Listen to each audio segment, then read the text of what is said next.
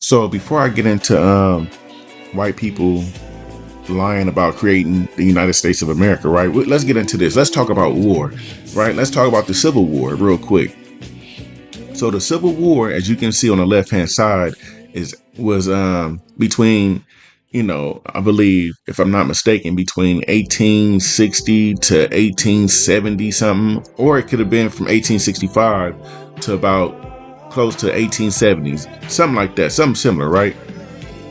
But it's very important to see what was happening with this war because it was a battle of those who's trying to take from the Indian and the Indian trying to hold on to what they have and fight off all these different factions, right? All these different ideologies, right? So when the war ended, well, the war really never ended because we've been at war for a couple hundreds of years. I'm not gonna lie to you, but it's very important to pay attention to this part. Very important, right? So it says rights of white men marrying Indian women, tribal property.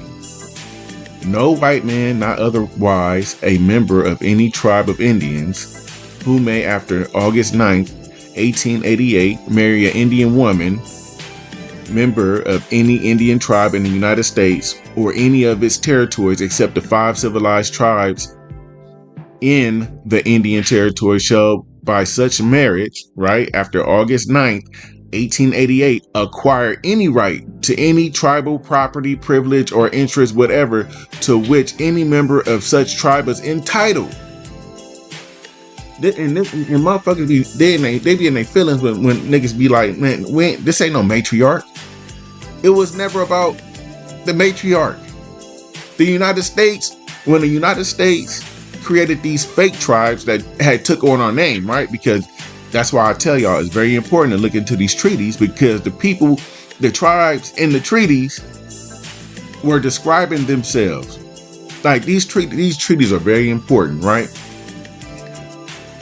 It's not that people are blaming women. It's that men understand war. Women don't. Women don't understand war. Men understand war. So by these white men, right, marrying Indian women, they were robbing you out your land. Women cannot defeat men in war. We had sellout American Indian women, sellouts, feminists, the first feminists. I know y'all gonna be, no, not my mama said, just shut the fuck up, get out your feelings. Just listen. The law is right in front of you. The whole Title 25 is in violation of the Constitution of the United States of America. Title 25. They were robbing your ass through the women. It was sellout women who were just like today. Look, ain't nothing new underneath the sun. Ain't nothing new. The same shit that's happening today was happening in the past. Then it goes down to subsection 182, right? Subsection 182. Rights of Indian women marrying white men. Rights of Indian women marrying white men. Tribal property. Every Indian woman, member of any such tribe of Indians who may be married after August 9th, 1888 to any citizen of the United States is hereby declared to become by such marriage a citizen of the United States. Wait a minute. Why does the Indian woman have to be a citizen of the United States when as a Indian you are a business partner? So they were already taking away your position of power. But this is what the sellout feminist Indian women were doing at that time.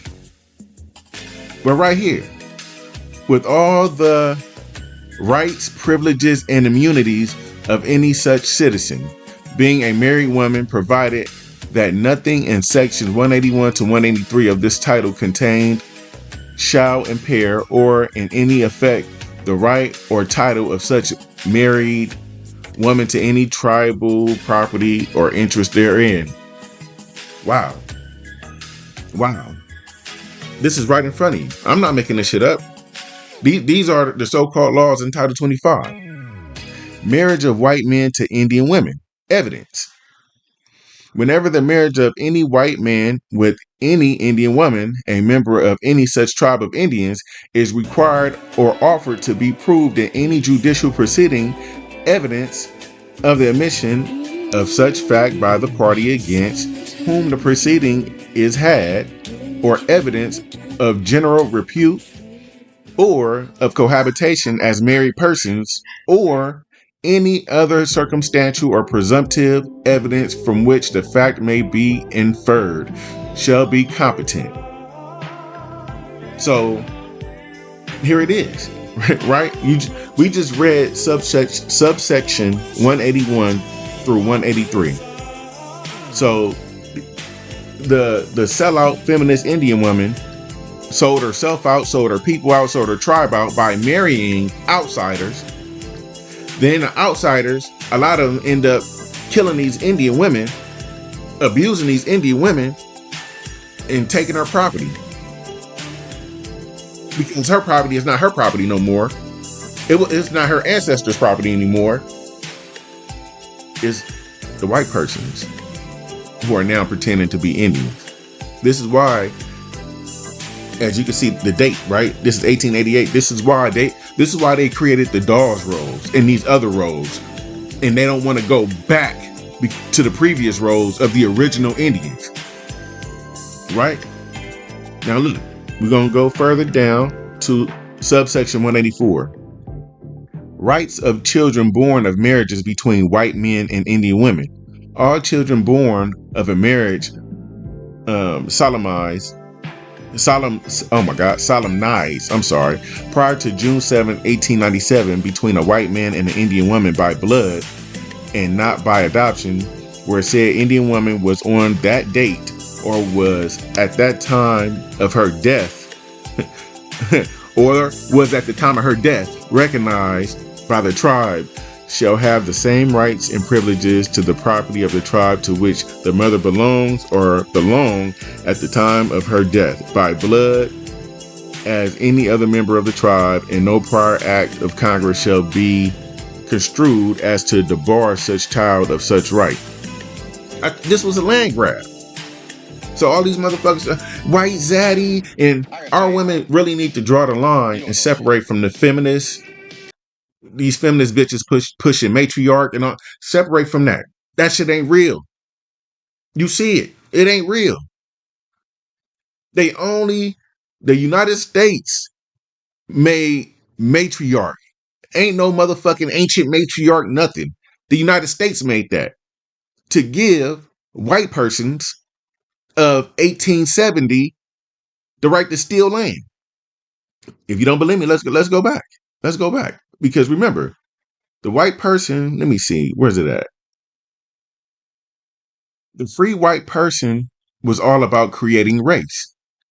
So when you create race, such as they did, then it's an ideology. And everything underneath that ideology, you know what I'm saying, is inferior. Like I told you, it's inferior to white. Black is inferior to white. Red is inferior to white. Yellow is inferior to white. That's an ideology. That's a belief. And when these Moors say, yeah, we white people, yeah, they white. Because they're part of the scam too. Hello. I love this shit because I've been giving y'all Article 6 of the Constitution, and ain't nobody caught the bar. Right? But this is for my fellow white Americans, right? This is for I don't even want to say Americans, white citizens. This is for the white citizens, not white Americans, excuse me. Right? So white people or white persons were created in the United States about 20 years, between 10 to 20 years after the creation of the Constitution. So if white persons were created between 10 to 15 years, not 20 years, 10 to 15 years after the Constitution, then white persons, Europeans of all kinds, dark and white, did not create the Constitution. So if you look to the right hand side, where the earliest known white persons was in 1790, right? In 1790. So on the left hand side, it says this is Article 6 of the Constitution, all debts contracted and engagements entered into before the adoption of this Constitution, right? So there was business deals and things already happening, before the establishment of the United States of America, right?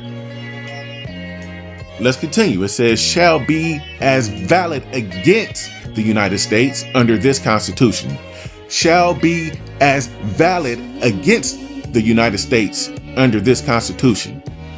So that kills the whole founding fathers lie that the founding fathers created. No, the American Indians, the nations and the tribes were working together to put our people together under Indian, under one umbrella, Indian.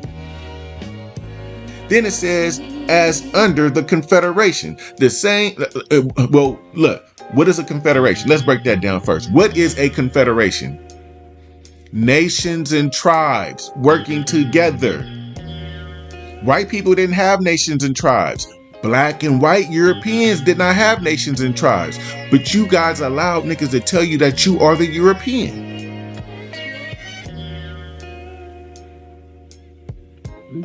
You've been playing by communists and socialists. Because y'all been pushing, the black European, the black European, black European. Yeah.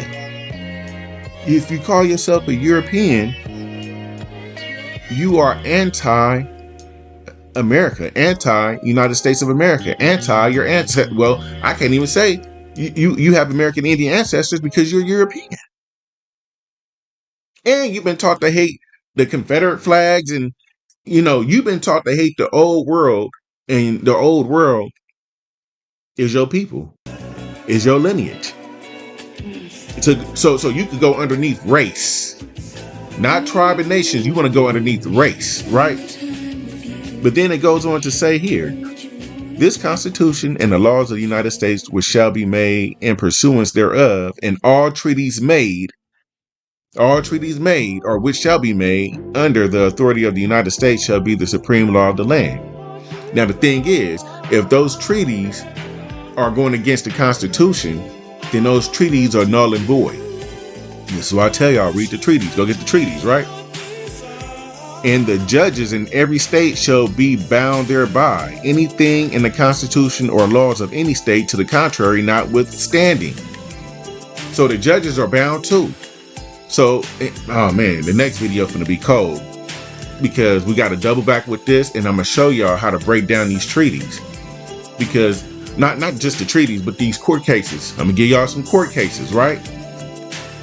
We've been having communism and socialism people, right? These people that are communists and socialists and Pan-Africanists, right? Who are who are judges, who are violating the Constitution. But that's gonna be for the next video. But man, y'all better wake up, man. Y'all better wake up. The war is here. The war is here. It's at your doorstep. What you gonna do about it?